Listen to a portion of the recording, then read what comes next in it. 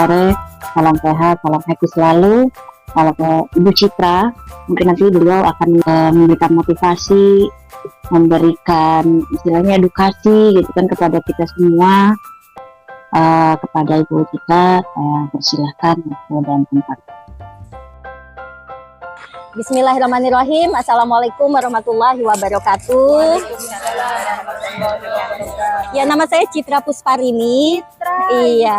Sore hari ini izinkan saya untuk berbagi informasi mengenai asuransi, dan asuransi yang pas memang buat teman-teman PMI ya memang BPJS Ketenagakerjaan. Hari ini saya mau bagi mengenai apa itu literasi asuransi, kemudian apa asuransi dan peranannya tuh buat apa gitu ya. Sama yang terakhir nanti ada informasi mengenai program jaminan BPJS TKI, karena itu asuransi memang yang tepat yang dimiliki oleh teman-teman PMI gitu ya. Nah, kalau yang berikutnya itu saya sampaikan mengenai literasi asuransi. Apa sih literasi asuransi itu gitu ya? Literasi asuransi itu sebenarnya kemampuan kita untuk memahami sesuatu. Literasi itu gitu.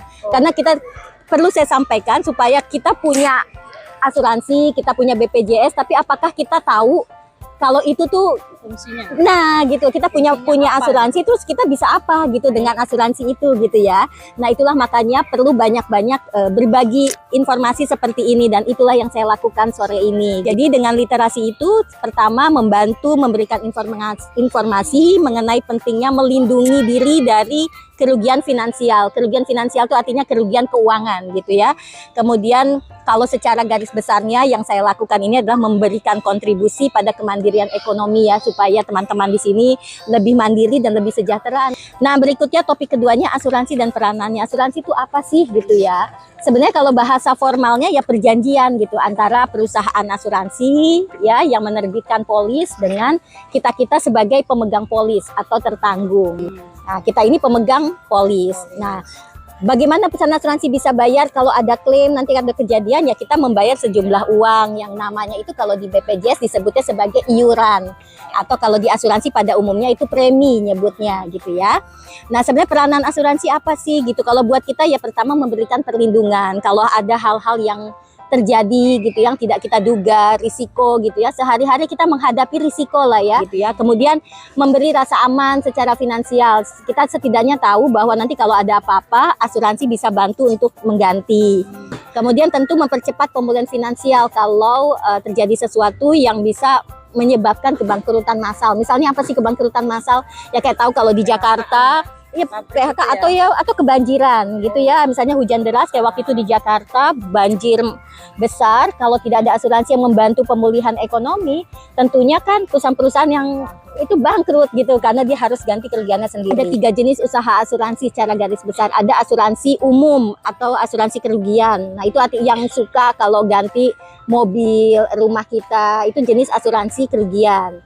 Kemudian ada asuransi jiwa ya yang memberikan perlindungan pada jiwa biasanya gitu ya. Kalau misalnya pada usia kita akan ngumpulin iurannya sampai pada usia tertentu, sampai nanti misalnya kita meninggal gitu ya, maka akan diberikan penggantian oleh asuransi buat ahli waris kita. Nah, itu asuransi jiwa. Nah, yang ketiga adalah asuransi sosial. Nah, kalau ini lebih pemberian perlindungan programnya ini dari pemerintah, dan inilah BPJS bentuknya, betul. Jadi asuransi sosial itu bentuknya seperti BPJS. Berikutnya apa sih peranan asuransi bagi teman-teman PMI gitu ya? Yang pertama tadi saya sudah cerita perlindungan finansial. Kalau teman-teman ada ya nauzubillah min dzalik ya, tapi kemudian ada kecelakaan karena ketika kerja kepleset dan lain-lain, itu ada jaminan perlindungan itu ya. Kemudian yang kedua jaminan kesehatan kalau sakit gitu ya selama bekerja. Kemudian ada perlindungan kecelakaan kerja yang tadi saya sampaikan. Ada juga yang disebut jaminan hari tua. Kalau jaminan hari tua ini lebih seperti bentuknya kurang lebih kayak tabungan. Jadi tiap bulan, iya betul, pada saat JHT ya, JHT ya supaya membantu kita pada saat nanti kita selesai bekerja pada usia pensiun. Nanti ada di penjelasannya seberapa besarnya. Kan ada perlindungan keluarga ya, jadi jaminan bagi keluarga PMI apabila PMI mengalami hal-hal yang tidak diinginkan seperti salah satunya tadi kematian.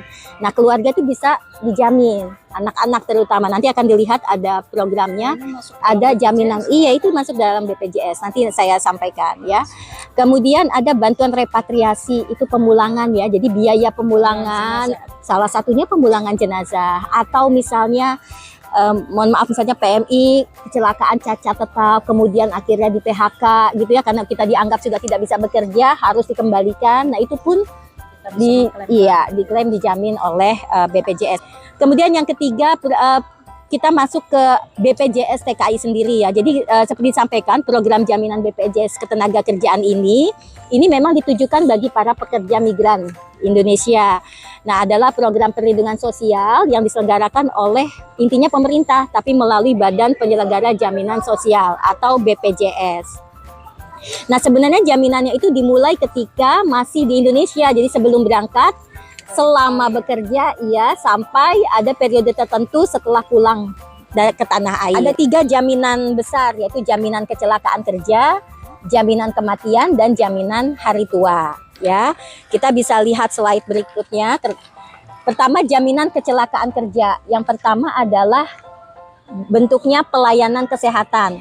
Ya, tadi dilihat di kotak yang pertama pelayanan kesehatan.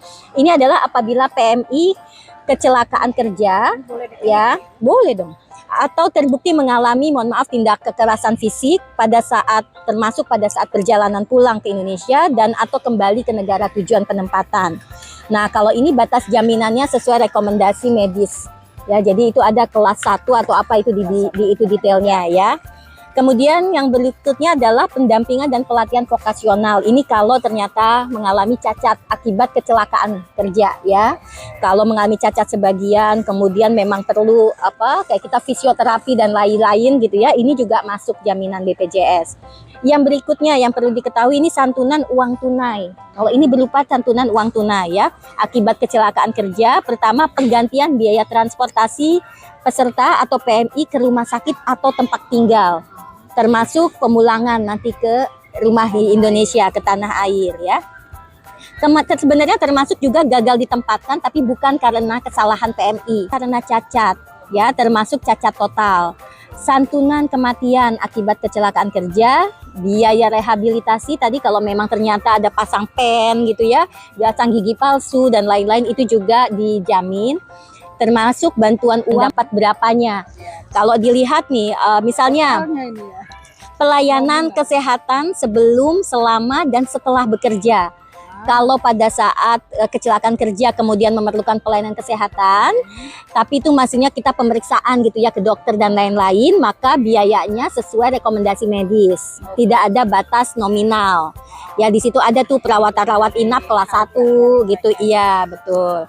Yang kedua, kalau ternyata home care. Kalau home care itu adalah kondisi PMI-nya yang memang tidak memungkinkan harus jalan ke rumah sakit sehingga harus dirawat di rumah. Ini juga dijamin boleh, tapi dengan limit batas maksimalnya 20 juta rupiah gitu ya.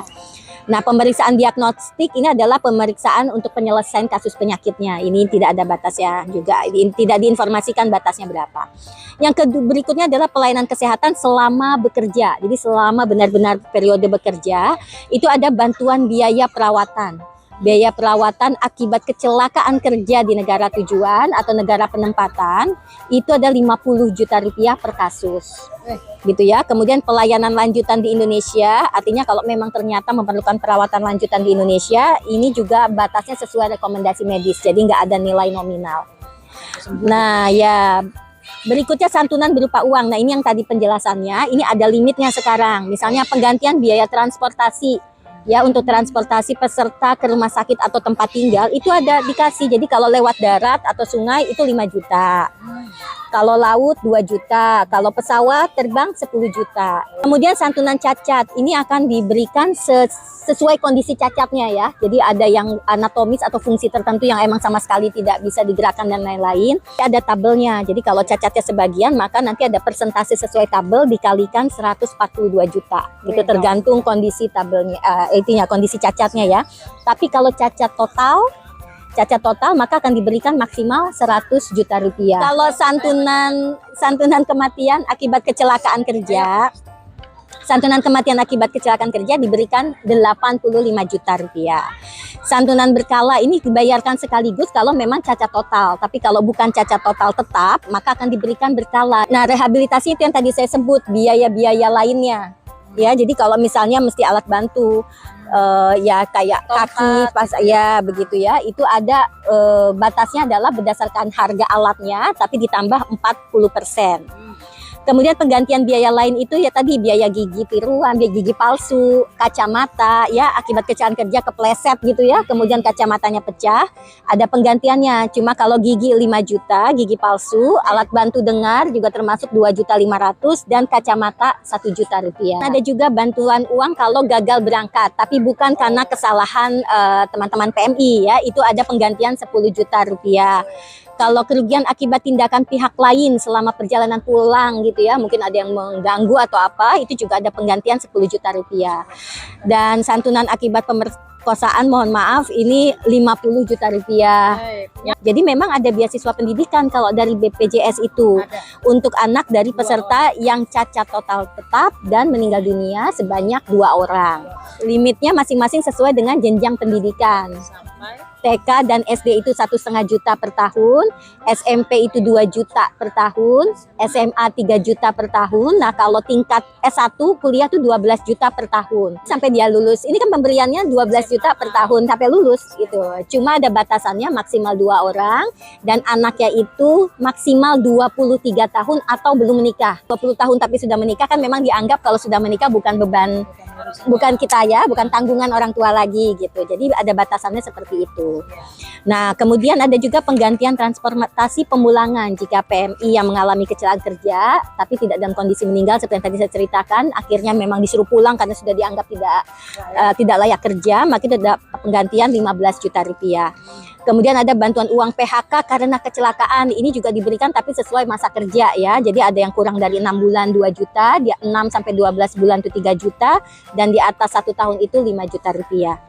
Kalau bantuan uang PHK karena sepihak dilakukan oleh iya secara sepihak itu dapat penggantian 1,5 juta rupiah. Iya betul. Nah itu. Kalau tadi itu jaminan kecelakaan kerja, kalau sekarang adalah jaminan kematian. Itu dibagi periodenya kita kapan. Yang pertama adalah sebelum dan setelah bekerja. Kalau sebelum dan setelah bekerja, santunan kematiannya itu dibayar sekaligus 20 juta rupiah. Kemudian santunan berkala dibayarkan sekaligus 12 juta rupiah dan biaya pemakaman itu 10 juta rupiah. Ya, sampai ya. Kalau selama bekerja seperti tadi kalau meninggal berarti 85 juta rupiah dan ada santunan beasiswa untuk anak-anak seperti yang tadi saya sebutkan ya. Nah, kalau ada yang beli perlindungan program secara perseorangan, nanti dapat tambahan itu adalah 1 bulan setelah pendaftaran dan pembayaran iuran sampai dengan PMI berangkat. Jadi kalau emang belum sampai berangkat ya, 1 bulan itu tetap dapat jaminan gitu ya. Kemudian jaminan hari tua, kalau ini yang tadi saya bilang lebih ke tabungan gitu ya. Kapan sih itu bisa cairnya? Yaitu pertama memasuki usia pensiun. Usia pensiun itu kalau sini dianggap 56 tahun. Atau calon pekerja migran ini gagal berangkat atau memang sudah selesai jangka waktu perjanjian kontraknya ya. Kemudian berikutnya jangka waktu perlindungan di lembar berikutnya. Sebenarnya kapan sih masa perlindungannya kita, masa jaminannya? Yang pertama adalah sebelum berangkat kerja sebelum berangkat penugasan ke negara penempatan itu adalah maksimal 5 bulan. Setelah 5 bulan ternyata memang belum berangkat juga, kita harus bayar premi lagi untuk 5 bulan ke depannya gitu ya. Jadi preminya atau iurannya itu hanya untuk 5 bulan dulu. Kemudian juga belum berangkat ke negara tujuan, tadi ya, kalau belum 5 bulan maka harus bayar iuran lagi. Nah, jangka waktu selama bekerja itu paling lama 25 bulan. Jadi ingat-ingat 24 ya 2 tahun plus 1 bulan itu kalau memang siap-siap untuk balik ke tanah air. Tapi kalau mau lanjut, ini mungkin kejadian yang sekarang banyak, sudah 2 tahun. Kalau waktu berangkat itu kan memang sama PT-nya ya sudah diurus. Tapi suka mungkin lupa ketika sudah 2 tahun selesai, mungkin aja pindah agensi dan lain-lain, itu mungkin harus diingatkan untuk diperpanjang gitu ya. Kalau setelah bekerja paling lama 1 bulan aja dijamin di Indonesianya ya. Nah, sekarang perhitungan iurannya seperti apa? Kalau buat yang baru datang itu nggak akan repot karena sudah diurus oleh PT-nya. Tapi yang tadi tuh yang harus renewal itu memang preminya itu kurang lebih 332.500 ya. Jadi 300-an, 332 atau 370.000. Kemudian kalau untuk jaminan hari tua itu sebenarnya mulai dari 100.000. Kalau ini sih lagi-lagi lebih ke tabungan ya, kita sengaja sisihin untuk nantinya. Oke, kalau untuk iuran tadi seperti tadi itu sudah udah bagian akhir dari presentasi saya. Silakan kalau ada yang mau bertanya, mau sharing, kalau saya bisa jawab saya akan bantu jawab. Kalau tidak saya akan tampung, nanti saya akan sampaikan ke yang berwenang menjawab. Kenalan aja namanya siapa, Mbak? Nama saya Neng, saya mau tanya untuk merenew apa BPJS apa asuransi itu caranya bagaimana? Kalau syaratnya kan sebenarnya fotokopi, biasa fotokopi KTP, paspor, dan memang harus ada kontrak kerja. BPJS itu udah pakai sistem langsung nyambung ke sistem di Jakarta. Si pesen memang kita harus tahu ketika ada yang nawarin, pasti nawarin asuransi banyak kan ya. Yang harus kita tanya sebenarnya bukan saya dapat apa, tapi apa yang tidak bisa saya dapat. Nah, itu yang kadang suka kita lewat. Semuanya tuh dari pertama kali kita harus sudah dijelasin. jelas gitu loh. Sekali lagi terima kasih banyak. Assalamualaikum warahmatullahi wabarakatuh.